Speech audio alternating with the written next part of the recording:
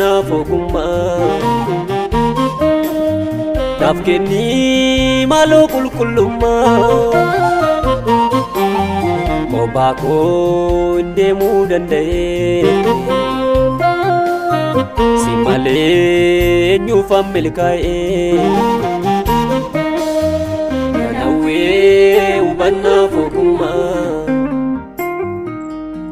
naaf kennii maaloo qulqullummaa kophaa koo hin deemuu danda'e si malee eenyuufan milkaa'e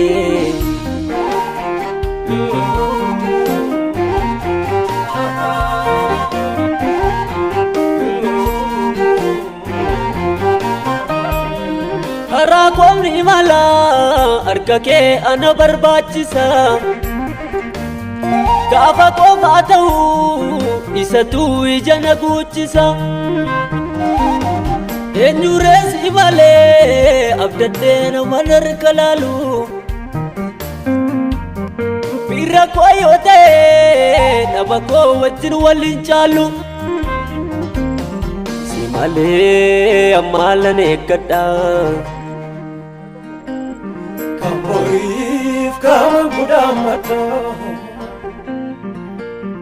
harka kee nidhaan koo hiikamaa akaman gatama si malee ammaalan eeggadha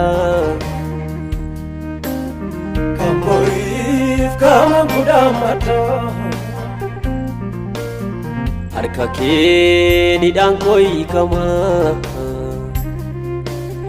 dhalli kee akaman gatama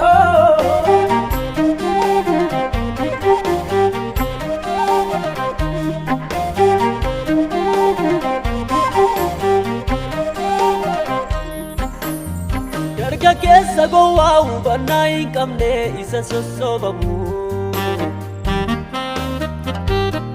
nama kaayyoo hin qabne akkan hin jedhamne kan ofumaa deemu cimsii qabi harka koo na oolchi guufannaa barra dargaggummaa wanta biraa miti naaf kennii hubannaa yoo san jijjiirama nangatin nannisii guyyoomsa barootaan sodaadha nangatin nannisii harkuma kee keessan eeggadha nangatin nannisii si malee kayoo danuu galee nangatin nannisii anaafoo naan ta'uu si malee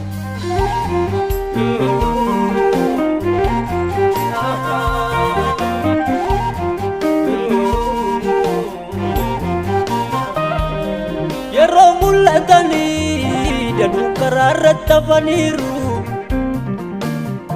boriif kan abdannees galeera meerreddoo isaan jiru isa kan alaalee garaan koo guddaan raafama maaloo nanni isinii yooti na buufte nan miidhama